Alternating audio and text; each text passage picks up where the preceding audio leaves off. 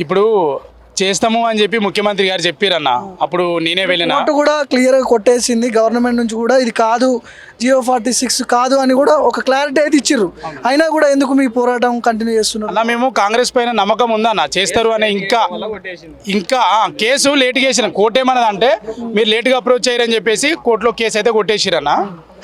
మాకు ఫస్ట్ మేము కోర్టులో కేసు వేయడానికి ముందే ముఖ్యమంత్రి రేవంత్ రెడ్డి గారిని, అప్పుడు ఆయన ఎంపీగా ఉన్నప్పుడు మేము కలిసినాము. ఆయన చేస్తాము అని చెప్పారు. G46 మేము మా పార్టీ అధికారంలోకి వస్తే చేస్తాము అన్నారు. మేము అదే నమ్మకంతో కోర్టు గురించి మేము మాట్లాడట్లేదన్న. మేము ప్రభుత్వం చేస్తాము అని చెప్పారు. ప్రభుత్వము చేస్తామని చెప్పారు. ఉన్న మంత్రులు, ముఖ్యమంత్రి గారు అందరూ చేస్తామని చెప్పారు. వాళ్ళపైన ఉన్న నమ్మకంతోనే మాకు G46 అభ్యర్థులకు ఏదో విధంగా వీళ్ళు కమిటీ ఉంది కాబట్టి మన శ్రీధర్ బాబు సార్ కానీ లేదంటే మన పొన్నం ప్రభాకర్ రావు సార్ ఉన్నారు. ఆయనతో కూడా లాస్ట్ టైం మేము సెక్రటేరియట్లో కలిసినామన్న. తర్వాత దామోదర్ రాజనరసింహ సార్ ఉన్నారు. వీళ్ళు ముగ్గురు మాకు ఏదో విధంగా న్యాయం చేస్తారనే నమ్మకంతో తెలంగాణ కాంగ్రెస్ భవన్కి వచ్చినాం మేము. ఇప్పుడు ఇంకా ఎన్ని రోజులు ఇది నడుస్తూనే ఉంది G46? ఎప్పుడు ఆపుతారు? మా బాధలు అయితే ఎవరు తీర్చలేరు. ఇంకా ఎన్ని రోజులు తిరగాలి? ఇంక మొత్తం తిరిగినాము. లాస్ట్ మళ్ళీ ఎక్కడైతే స్టార్ట్ చేసినామో ఇక్కడికే చేరుకున్నాం. మళ్ళీ ఇవాళ మాకు ఎప్పుడు పెడదాం? వాళ్ళు మాకు రిజల్ట్ ఇవ్వాల్సిందే. మళ్ళీ రిజల్ట్ ఇచ్చే వరకు మేము ఇంకా ఆపుకున్నా. ఇంకా పిల్లలందరూ వచ్చేసారు. ఏమంటారు వీళ్ళు మంత్రులు, అధికార పార్టీ వాళ్ళు ఏమంటారు? సీఎం మీద పడేస్తున్నా. సీఎం వినట్లేడు అని చెప్పేసి. అదే ఇప్పుడు ఉత్తమ్ కుమార్ రెడ్డి ఇలా యాక్చువల్లీ శ్రీధర్ సార్ రావాలి.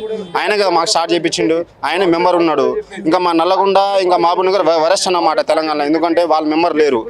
మన అందరు నార్త్ డిస్ట్రిక్ట్స్ వాళ్ళే మన కమిటీలో రిపోర్ట్ కూడా ఇంకా రాలేదు. ఇంకా ఏందని పరిస్థితి అడగడానికి వచ్చి బల్మూరి వెంకట ఏం మాట్లాడట్లేదు దీని మీద. ఏమంటుండే బల్మూరి వెంకట కూడా ఇప్పుడు రెస్పాన్స్ ఇస్తలేరు. ఇప్పుడు గవర్నమెంట్ మీకు కొద్దిగా సపోర్ట్ గా మాట్లాడుతుండే కదా. సపోర్ట్ అంటే ఆయన రిపోర్ట్ ఇప్పిస్తా అని చెప్పిండు. ఇంకా గవర్నమెంట్ సపోర్ట్ చేస్తలేదా, నేనేం చేస్తానని చెప్తున్నాడు. అది ఇష్యూ. ఫైనల్ గా ఏమర్థమైంది మీకు ఇవన్నీ చూస్తుంటే? అయితే అనిపిస్తుందా కాదనిపిస్తుంది? కావాలనే మేము ఇక్కడికి వచ్చినాం అన్న. ఇంకా నమ్మకం ఉంది కాబట్టి వచ్చినాము.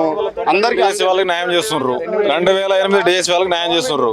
వాళ్ళకి న్యాయం చేసినప్పుడు 30% SDT వాళ్ళకు అప్పుడు వాళ్ళు BD వాళ్ళు ఎలిజిబుల్ కాదు, ఇప్పుడు న్యాయం చేస్తున్నారు కదా. మరి మాకు న్యాయం చేయొచ్చు కదా. 46 వాళ్ళకు నష్టం న్యాయం చేయొచ్చు కదా. 2008 DSC వాళ్ళ న్యాయం చేస్తావు, నువ్వు 98 DSC వాళ్ళ న్యాయం చేస్తావు. ఇప్పుడు చేయొచ్చు కదా. 46 ఎవరైతే నష్టపోయిన వాళ్ళు న్యాయం చేయొచ్చు కదా. మీకు న్యాయం చేస్తే కొంతమంది అన్యాయం అయిపోతున్నారు అని కొంతమంది మాట్లాడుతున్నారు. వాళ్ళ జాబులను తీయమనట్లే మేము. సూపర్ న్యూమరీ క్రియేట్ చేయి. నువ్వు 98 DSC వాళ్ళకి ఇచ్చినప్పుడు ఒక 2000 పోస్టులు క్రియేట్ చేయడానికి ఏమవుతుంది గవర్నమెంట్ కి? అంతే కదా. న్యాయం చేద్దాం, ఖచ్చితంగా పోరాడాల్సిందే. ఉద్యమం జరుగుతూనే ఉంటాయి ఖచ్చితంగా. న్యాయం చేయాలనుకుంటే ఎట్లనైనా చేయొచ్చు అన్న. ఇప్పుడు ఒక ముఖ్యమంత్రి గారు అనుకుంటే న్యాయం చేయలేరా? కొంతమందికి ఇబ్బంది అవుతుంది, మీకు న్యాయం చేస్తా అనేది చర్చ వస్తుంది అన్న. ఇప్పుడు ఆల్రెడీ ఇబ్బంది అయింది కదా.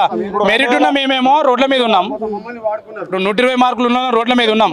మరి ఇదే విధంగా న్యాయం అన్న? ఇప్పుడు న్యాయం జరిగింది అని అంటున్నారు కదా. మరి మాకు ఎక్కడ జరిగింది న్యాయం? కోర్టులో కేసు వేసినాము. అక్కడి నుంచైనా మాకు న్యాయం జరుగుదేమో అని చెప్పేసి మేము వెయిట్ చేసినాం. సరే కోర్టు ఏమన్నది, లేటుగా వచ్చిరు, లేటుగా అప్రోచ్ అయ్యారు కాబట్టి మేము ఇది కొట్టేస్తున్నాం అని చెప్పారు. మరి ప్రభుత్వం అయితే మీరు హామీ ఇచ్చారు కదా, పాలసీలనే పెట్టారు కదా, 46 మేము న్యాయం చేస్తామని.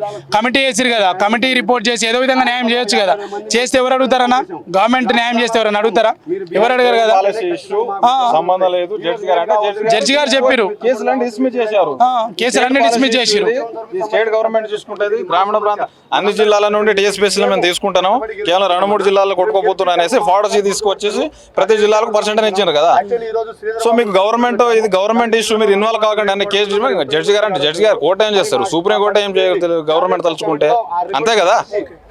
మరి 2008 DSC వాళ్ళకి న్యాయం చేయడం మాకెందుకు న్యాయం చేయవు?